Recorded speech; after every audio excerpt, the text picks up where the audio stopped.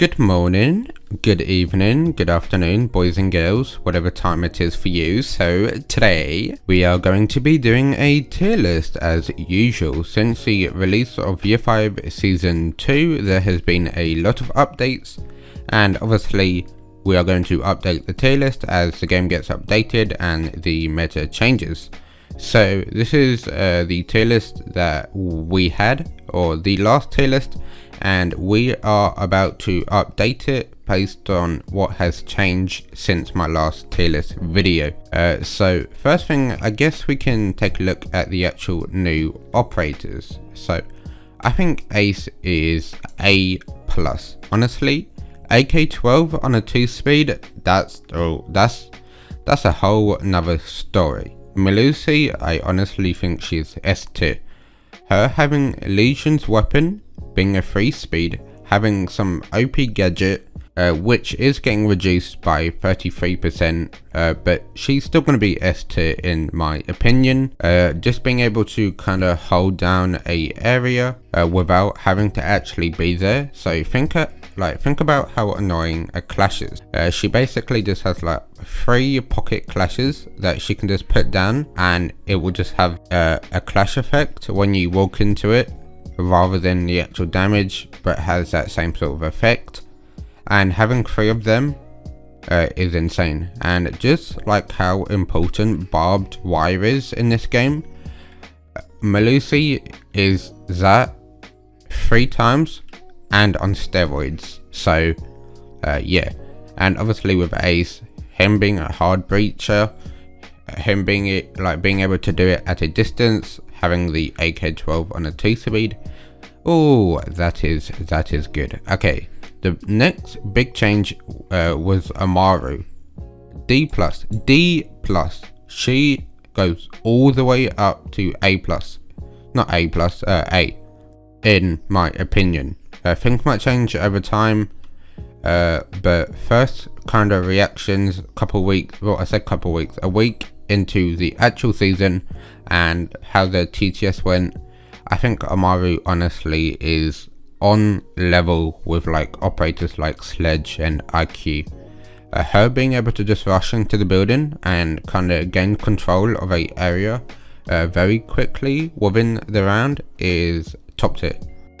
So just mainly because she can gain control of a area very quickly, and being able to bring her weapon up straight away when going into the building is very good, and she's actually viable. That's a big change. Just something so small has made her go from D+ to A.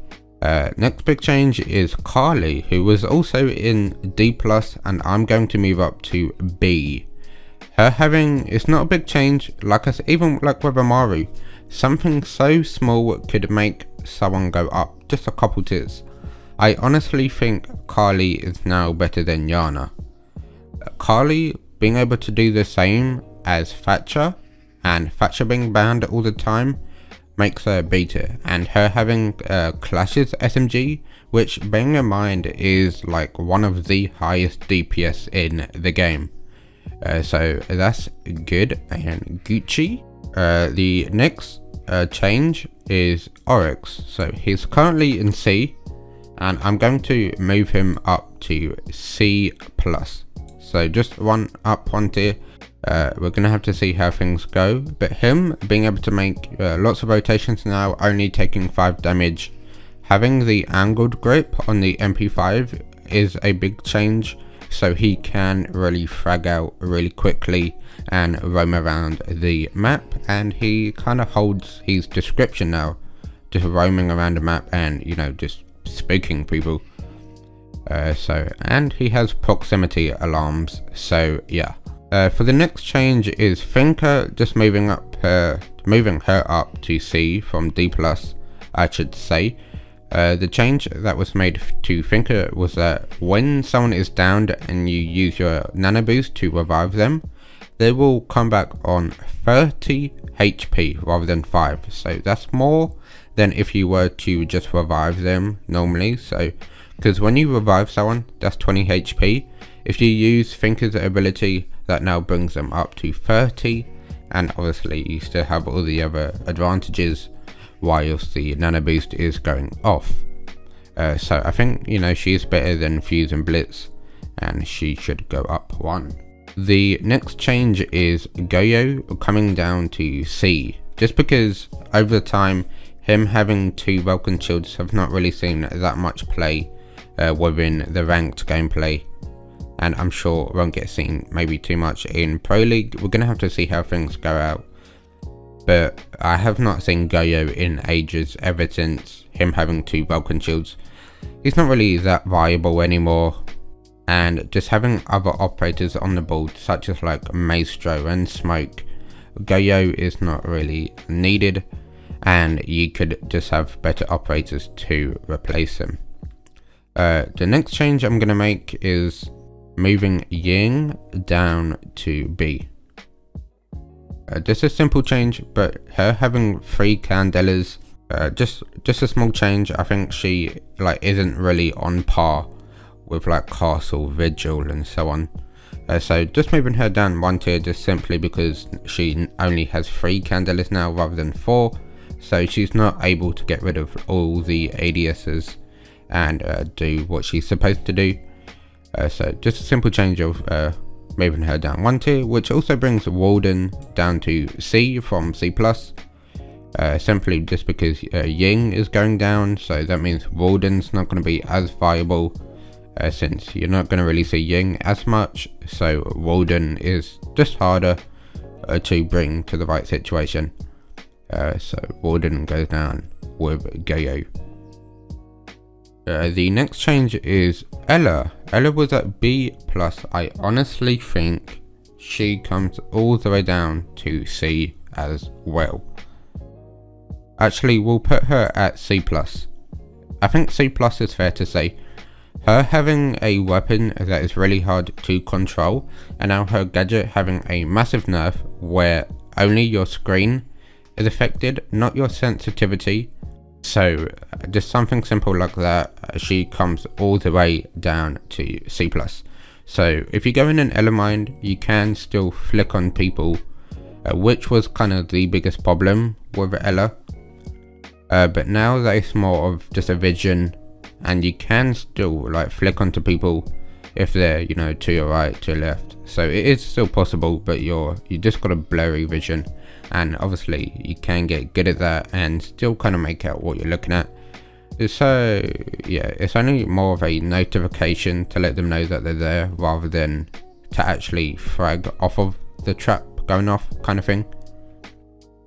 The next change, which I just thought was suitable, was moving Thermite up to A+. I just felt that it was odd having Ace at A+ and Thermite at A.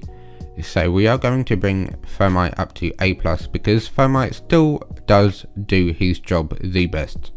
I don't think there will ever be a operator that will kind of beat Thermite. He simply just puts it on the wall, detonates, and it opens the largest hole on the wall. Whereas with Ace, you need to be very precise. It doesn't open up that big of a hole. You need to be very, very, very precise for you to actually be able to just stand up and walk through it. Most of the time you do need to either vault or crouch walk through, which makes you very vulnerable. Whereas with Thermite, it just opens a massive hole in the wall, bigger than actual one reinforce. Like if you put it in the middle, the size it creates is bigger, one panel of a wall, so that's good. And he still does it the best. But Ace is also very good, being a 2-speed with the AK-12, so yeah. Also, another reason for Goyo being in C is because he did lose his impacts.